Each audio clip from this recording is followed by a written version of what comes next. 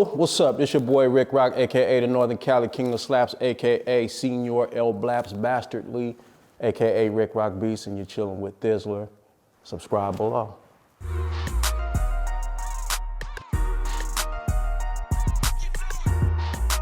In the beginning, it was Tupac. Mac Mall was one of the first, and then, you know, it's like it just started going. And Mystical was early when I was at Mike's, still living in Mike's studio. And then E-40 came. I did Record Haters when I was living in the studio. That was the first song I did for 40. I did that right as soon as walking in the studio. I did that one, and it just went on, and it started going. You know, with Jay-Z, you know, Busta Rhymes, man, it just started going everywhere. Snoop, XZIBIT'S, Fabulous. I did his first single, then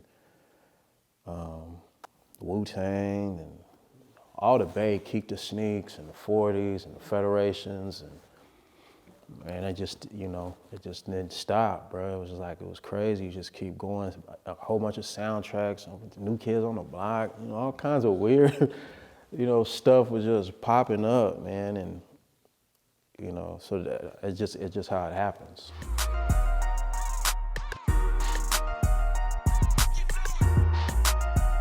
I don't know, bro. I just did a beat. I sent it to EMI, and a writer wrote on it, and they liked the song and shit. That's just how it happened. He sent it.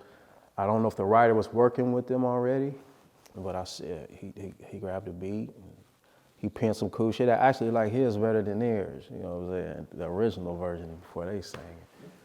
But yeah, man, Will Smith, man, all kinds of crazy shit. But like, you know, it's like when you look back on it. It's like I said, it's just like some greater hand in it, you know what I'm saying? It just trips me out though, you know how it happened. Because one day I'm in Alabama trying to do this shit, next day I'm in the studio with Tupac at Death Row, and he looking for, and I'm slipping the disc in the SP12. He has an SP1200, I got an SP1200 discs with me that I brought from Alabama. Like, you know what I'm saying? It's like, what the fuck? So I was like, okay, let me slip a disc in, and it just starts playing, and Pac just like, oh, what's that? I'm like, nigga, that's you. And it's shit like that, you know what I'm saying? You just can't write this shit, man. It's like incredible journey, man.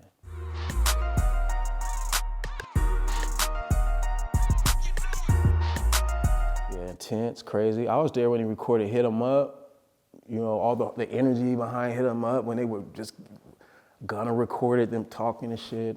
I actually did like 5 songs with him. So he's intense. He doesn't have time for some reason. He felt like he didn't have the time. So it's like, I don't have the time for all that. Just the producers could come back. Y'all could come back and add what you want. So to me, it was kind of spooky because I was new, you know, and I thought it was such a great opportunity. And I thought it might slip out of my hands, how fast he was he disregarded almost the producers to an extent, you know what I'm saying? Like, we'll get to that, you know, but, so he worked fast. He worked like he wrote like he was tracing it or something, you feel me?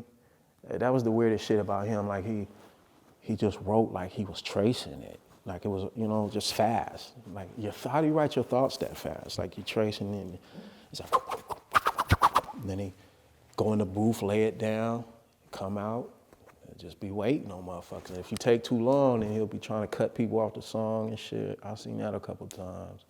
You ain't getting on this one.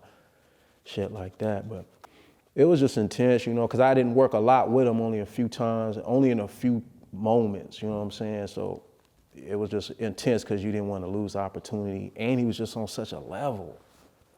Like he was just on that pure, uncut, raw talent level at that point. You know, he was there at the apex of him when I came in, you know what I'm saying? When I stumbled in, he was already like, you know, he been in the room like a Matrix and shit. The room just been.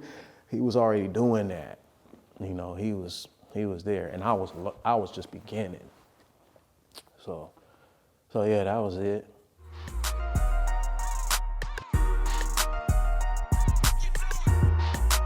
Yeah, War Stories and We Ain't Hard to Find. I did them. Trade War Stories I did in Montgomery, Alabama at Mike London's studio, SNA Promotions, man, on my SP12. And I had that beat with me. So Pac had played me, 40, Sibo, Richie Rich, Storm, The Outlaws, D-Shot, Be Legit. All of us were at the studio, and Pac was letting us hear the album and shit. And when he was done, he wanted to do a song with everybody. So that's what I was saying. Like, it was crazy that he had the SP12, and I had that song already with me on the SP1200 disc. I still got that disc to this day. You slide it in, and and he picked the beat and shit. He was first one to write, first one to finish, and he was sitting, and he waited for everybody else to get down on the song and shit. So, Trade War Stories, We Ain't Hard to Find. There's another one on another album. I forget the name of that song. And then there's one on some other shit that just came out on his, I don't know what you call it, like, when he first passed, there was a lot of mixtapes coming out, album, like when he first passed, and it was on one of those and shit. But yeah.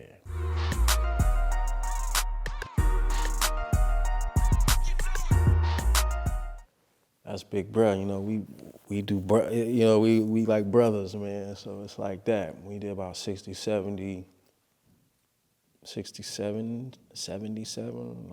songs or some crazy shit.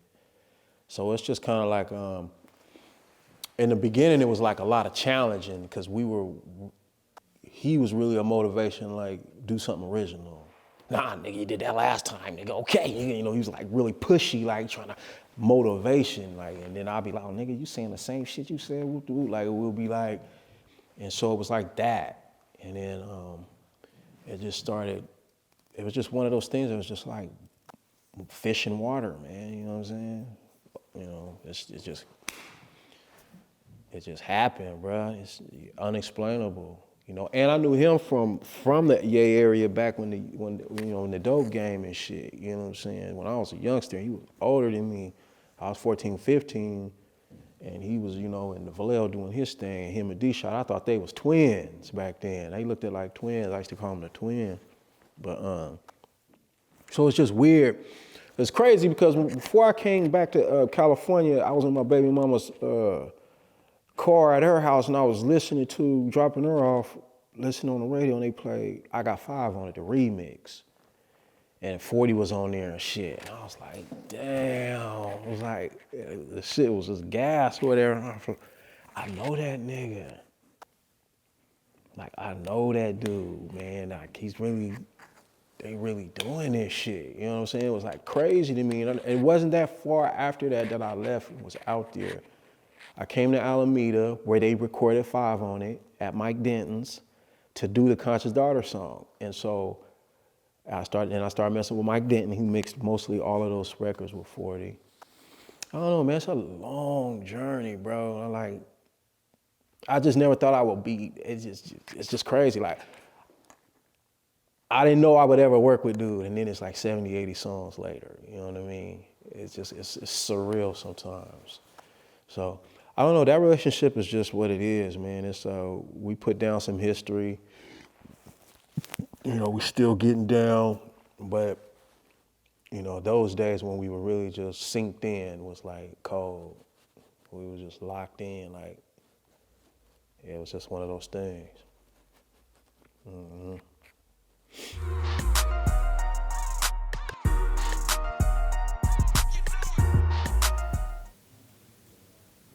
I believe Big John, he came in and Big John,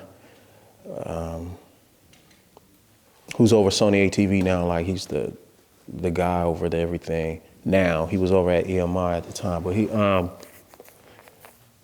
Big John had a few of my beats, and Exhibit came through to hear some, and he heard one or whatever. And that's basically how it happened. Because I was in Montgomery, Alabama at my auntie house, and I got a call at my auntie house, and Exhibit and Dr. Dre and shit. I'm like, what the fuck? what the fuck? You know, and they like, yeah, nigga, we back here. This shit is crazy. Dre laying his vocals now. And I'm just excited, you know. It was just crazy. So that's just how that happened. It was called Symphony in X Major on that song. And it was, I came out to LA, Dre was there, he was in the studio, he had the little scar on his face, like, damn, that's him. It's like, it's really him, you know. And he, you know, he was in there mixing another song and shit.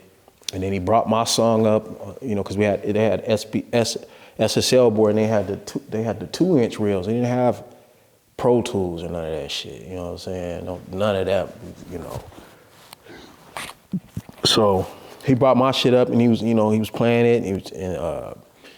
And I just was. They had just recorded. I wasn't there. Actually, when they called me that day, they were putting the like symphony part on there, like the singing, you know, like we are the best, like the opera type of shit on there. And I was like, oh man, this nigga Dre, I just thought he was the coldest shit on earth, man. You know what I'm saying? I was like, damn, he taking my shit and he putting all this shit on there. It's gonna be hard. This is how you do it. You know what I'm saying? I'm just learning, you know what I'm saying? So that's kind of how I got in with Dre. And I just, it was through Exhibit, you know, and I've got down with Dre a couple times. I mean, now we pretty cool, you know what I'm saying? But, you know, it just started like that. It's just like that, bruh. And I'm just on the other end of the phone call like, my nigga, I can't believe this shit happened. You know what I'm saying? So that's how it is.